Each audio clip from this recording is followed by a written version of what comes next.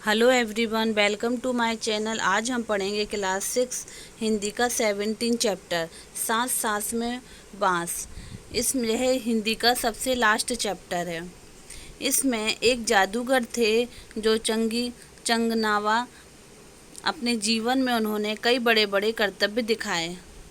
जब मरने को हुए तो लोगों से बोले कि मुझे दफनाए जाने के छठे दिन मेरी कब्र खोद कर देखोगे तो कुछ नया सा पाओगे। उन्होंने एक जादूगर थे चंगल नवा के नाम से। तो उन्होंने कहा था कि जब मुझे दफनाओगे मतलब ज़मीन में गाड़ोगे तो तुम्हें अगर छठवें दिन अगर तुम उसको खोदोगे तो एक तुम्हें कुछ नया सा दिखेगा। और कहा जाता है कि उनकी मौत के छठे दिन उनकी कब्र को मतलब खोदी गई और उनमें से निकले बांस की टोकरियों के कई सारे उनके डिजाइन मिले, बांस से बनी हुई टोकरियाँ। तो लोगों ने उन्हें देखा, पहले उनकी नकल की और फिर नए डिजाइन भी बनाए। पहले उन्होंने जो उन्हें टोकरी मतलब मिली थी तो उसको देखकर उन्होंने नकल की, सेम टू सेम वैसे ही बनाई। फिर उसके बाद उन्होंने क्या किया, फिर अपने अनुसार उन्होंने नए डिजाइन दिए।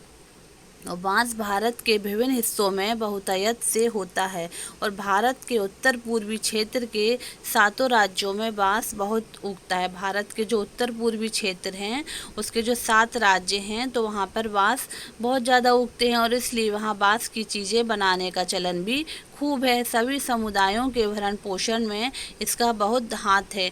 यहाँ हम खास तौर पर देश के उत्तर पूर्वी राज्य नागालैंड की हम बात करेंगे। और नागालैंड के निवासियों में बांस की चीज़ें बनाने का खूब प्रचलन है। मतलब नागालैंड में जो राज्य है वहाँ पर बांस की बहुत सारी चीज़ें बनाई जाती हैं। और इंसान ने जब हाथ से कलात्मक चीज़ें बनानी शुरू की, मतलब जब इंसान ने कोई चीज़ बनानी शुरू की तो बांस की चीज़ें तभी से बन रही हैं और आवश्यकता के अनुसार इसमें बदलाव हुए और अब भी हो रहे हैं। कहते हैं कि बांस की बुनाई का रिश्ता उस दौर से है जब इंसान भोजन इकट्ठा करता था। मतलब पहले आज का नहीं है, बांस का मतलब जो प्रचलन है जिससे बहुत सी चीज़ें बनाई जाती हैं। जब इंसान ने भोजन इकट्ठा करना शुरू किया तब से बांस की चीज़ें बनाई जाती हैं। शायद भोजन इकट्ठा करने के लिए ही उसने ऐसी डलिया नुमा चीज़ें बनाई होंगी, क्या पता, मतलब जिसमें हम रख सकें डलिया जैसे आकार का। और क्या पता वह जैसी किसी चिड़िया के घोंसले से टोकरी के आकार और बनावट की तरकीब हाथ लगी हो। उन्होंने मतलब अब कैसे तरक्की देखा हो, शायद उन्होंने घोंसले को देखा हो चिड़िया के कि किस तरह से हमें टोकरी बनाना चाहिए। तो इसमें बांस से मेरा रिश्ता, तो बांस का यह झुरमुट मुझे अमीर बना देता है। इसमें मैं अपनी घर बना सकता हूँ। मतलब बांस से घर भी बनते हैं, बांस के बर्तन और औजार इस्तेमाल करता हूँ। सूखे बांस को मैं ईंधन के रूप की तरह भी इस्तेमाल करता हूँ। बांस का मतलब बांस से कोयला जलाया जाता है। बांस का अचार खाते हैं, अचार भी रखते हैं बांस का। और मतलब घर भी बनाए जाते हैं और बांस के पालने में मेरा बचपन गुजरा है।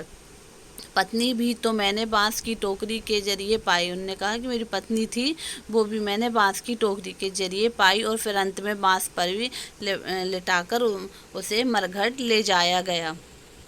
तो बांस से केवल टोकरियां ही नहीं बनती, बांस की खपच्चियों से ढेर सारी बनाई जाती हैं। जैसे तरह तरह की चटाइयाँ भी मतलब देखी होंगी आप लोगों ने, चटाइयाँ भी बनाई जाती हैं, टोपियाँ भी बनाई जाती हैं, टोकरियाँ, बर्तन, बैलगाड़ियाँ, फर्नीचर, सजावटी सामान, जाल, मकान, पुल और खिलौने भी बांस से बनाए जाते हैं। मतलब बांस का पेड़ होता है, उससे बहुत सी चीज़ें बनती हैं।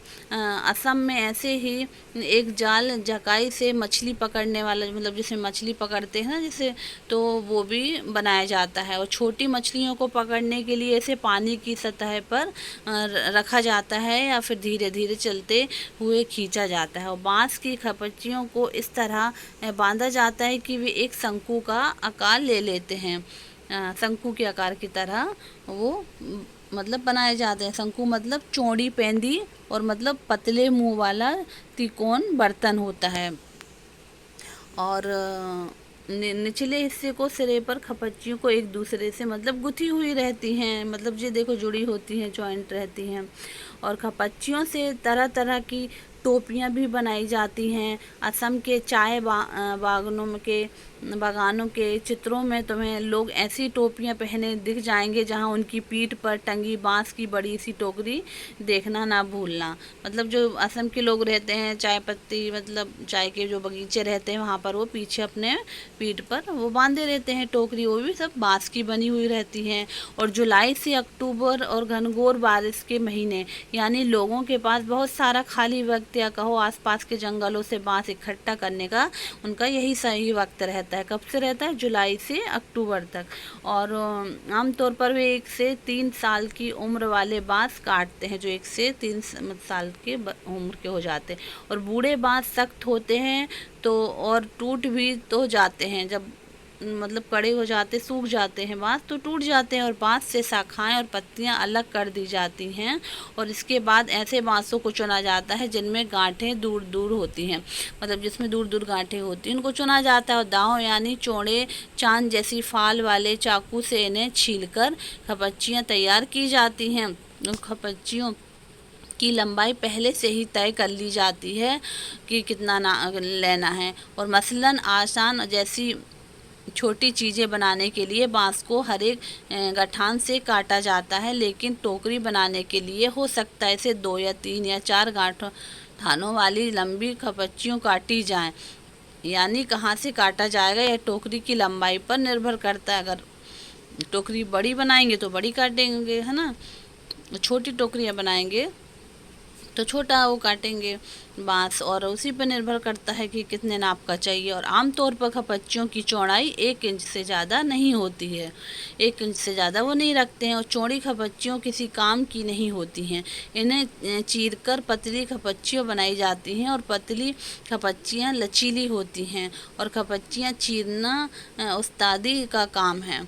और हाथों की कलाकारी के बिना खपच्चियों की मोटाई बराबर बनाए रखना आसान काम नहीं होता है। और यह हुनर को पाने में काफ़ी समय लगता है, मतलब जिनसे बनता है और जो उसमें हुनर रहता है वो इस काम को कर सकते हैं।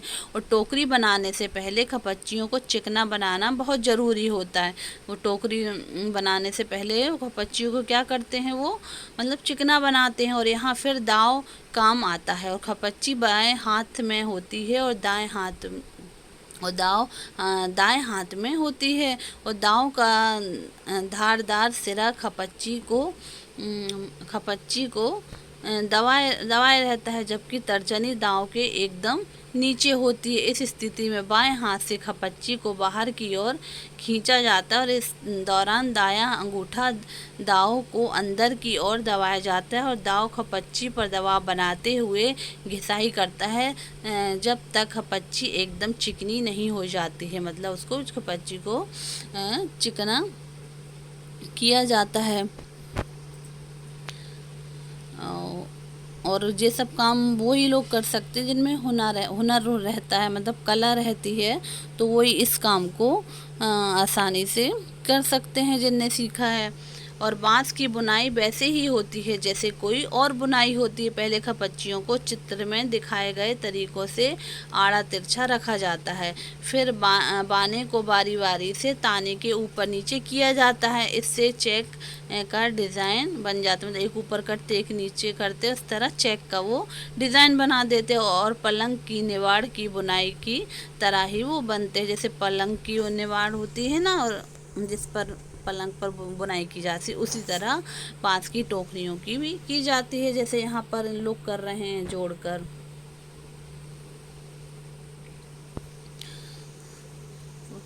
और बांस की बुनाई वैसे ही की जाती है जैसे कोई अन्य बुनाई भी की जाती है। जैसे आपने पलंग देखा होगा, पलंग की निवाड़ की जो रहती है बुनाई, जो लकड़ी का पलंग रहता है उसमें बुनाई की जाती है। और लोहे की और टुईल बनना हो तो हर एक बाना 2 या 3 तानों के ऊपर और नीचे से जाता है। इससे कई सारे डिज़ाइन बनाए जा सकते हैं, मतलब अपनी तरह से कई प्रकार के ऐसे डिज़ाइन देते हैं। और टोकरी के सिरे पर खपच्चियों को या तो चोटी की तरह गूंथ लिया जाता है या फिर कटे सिरों को नीचे की ओर मोड़कर फंसा दिया जाता है। मतलब कई प्रकार की डिज़ाइन दी जाती है। इसमें से बोला है कि टोकरी के सिरे पर खपच्चियों को या तो चोटी की तरह से, जो चोटियाँ जो करते हैं वैसे गूँथ लेते हैं, या फिर कटे सिरों को नीचे की ओर मोड़कर फंसा दिया जाता है और हमारी टोकरी तैयार हो जाती है। और चाहो तो बेचो या घर पर ही काम में ले लेते हैं। और इसके जो लेखक हैं एलेक्स एम जॉर्ज हैं, और इसका जो अनुवाद किया है शशि सवलोक ने। बच्चों, यह वीडियो कैसा लगा? अच्छा लगा हो तो लाइक करिएगा, सब्सक्राइब करिएगा। Thank you.